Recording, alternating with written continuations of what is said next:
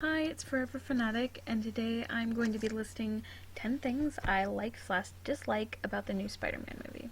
So a little background, I'm not very into the MCU. I've been getting into it more recently because I have to, otherwise Infinity Wars is going to make no sense, and I'm going to watch Infinity Wars because it's going to have Spider-Man. Um, so when I watched Civil War just to see Spider-Man, and I turned it off as soon as I knew Spider-Man would be gone because it was confusing enough already. And I went to see this preview night because I got myself all excited for it, and I absolutely loved it. I've seen it twice now, and I want to see it a third time. Um, so the way I'm going to do this is I'm going to list 5 things I liked, and then 5 things I didn't necessarily like. Number 1, I liked Tom Holland. Tom Holland is a great actor, and he was actually around the age Spider-Man's supposed to be when he started filming. He was 18, and now he's 21. And also, he's just got that baby face. He'll probably be able to play him for like 10 years. He was really good at Spider-Man because he did a lot of his own stunts. Because he had taken up dance, and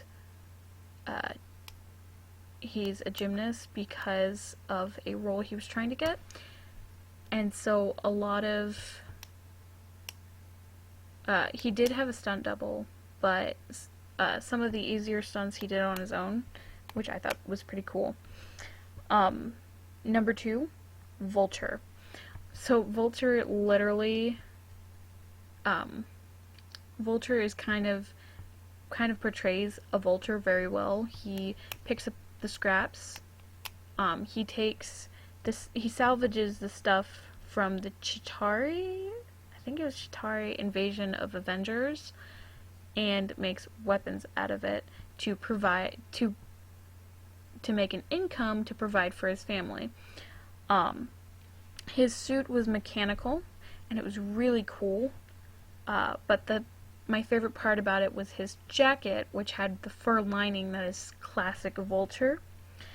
And Michael Keaton did a great job portraying the Vulture, and he was scary when he needed to be, and just a loving father when he needed to be.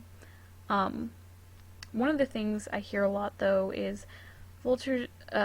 People think Vulture is dumb for, I needed money for my daughter type thing, and they're like, well, what if you get caught? Then you're separated from your daughter. And the thing with that is, if Vulture wasn't able, or if Adrian Toomes was not able to provide for his daughter, as he would have been unable to back in when he lost his job, she would have been sent into the foster system because he couldn't take care of her. So, to anyone saying that, it's bullcrap because Vulture thought it out. Number 2 or 3 is Easter eggs / hints. What I love about them was they weren't so in your face. There was Jim Morita. It's a Japanese name. He's a descendant of, or Jim Morita is the one he's descended of. The principal Morita is descended from the Japanese guy on Captain America's team, which might account for which might be why there were all of those Captain America PSAs still being used at their school, even though Captain America is a war criminal.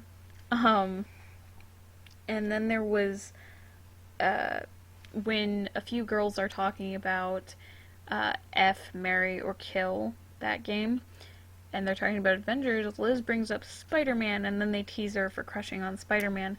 And the one girl says, you don't know, under that mask he could be severely burned, which is hinting at Deadpool. A lot of people compare the two characters because of their need to completely ignore the tense situation by cracking a few jokes. Number 4 was Aunt May.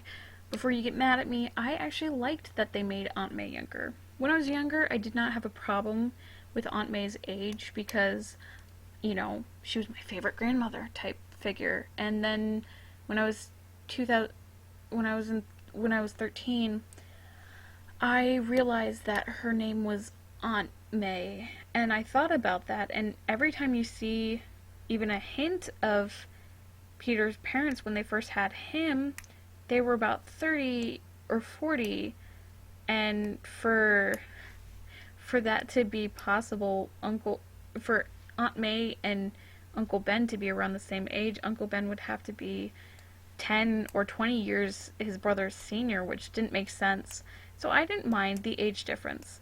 And also, Aunt May was fun, and she was a lot more in Peter's life than normal Aunt May, because normal Aunt May doesn't, like normal Aunt May being Tobey Maguire and Andrew Garfield. I don't read the comics as much, I'm sorry. The Aunt May I'm used to is kind of like just living with him, and that's it. Like, she's not involved in his life in a positive way. So I kind of like this new Aunt May. Number 5 was Iron Man as a mentor, and the fact that because of that, there was no origins. Okay, everyone's been through the origins about 100 times, and 30 to 40 minutes of origins is not that much fun.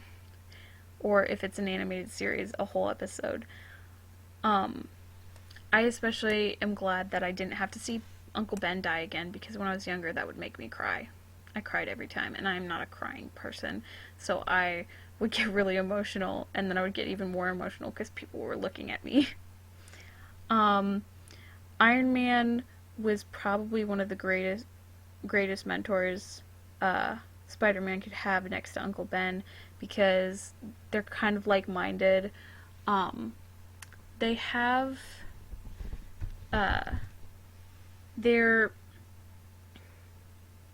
the chemistry between Iron Man and Spider-Man in the movie was really great, and I enjoyed it.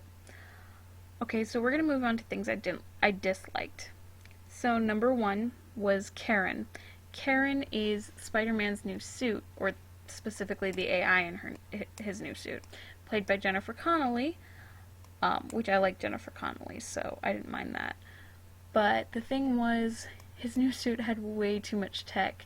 It was causing problems, like non-typical Spider-Man problems, which kind of felt like Iron Man was encroaching on Spider-Man too much.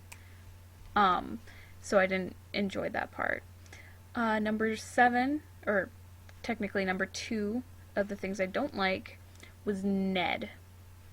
Okay, Ned was a decent character, played with Legos, typical geek. He hung out with Peter and stuff, but when Liz says she had a crush on Spider-Man, he yells really loudly in the gym, Peter knows Spider-Man. Okay, that's the first thing. So he gets Spider-Man into that situation where he's going to show up at the party in Spider-Man costume. So he's going to do that. Ned convinced him to do that, and then he didn't do it because he saw a heist, right? No, not the heist, the testing the weapon. And when Peter finally picks up Ned's call, because he's no longer following those bad guys, Ned is not the least bit concerned as to where his friend is. He said, "Oh, I don't think you should come," because Flash had been doing something. And then later, after he goes off to face Vulture again in DC, he's like, "Where are you? You missed the decathlon." Peter's yelling at him, obviously trying to get his attention about the purple thing. And he's like, he interrupts and says, "It's safe, it's in my bag." And then Liz takes the phone. He, again, was not concerned. And Liz said, it doesn't matter about the decathlon. I'm kind of worried about you.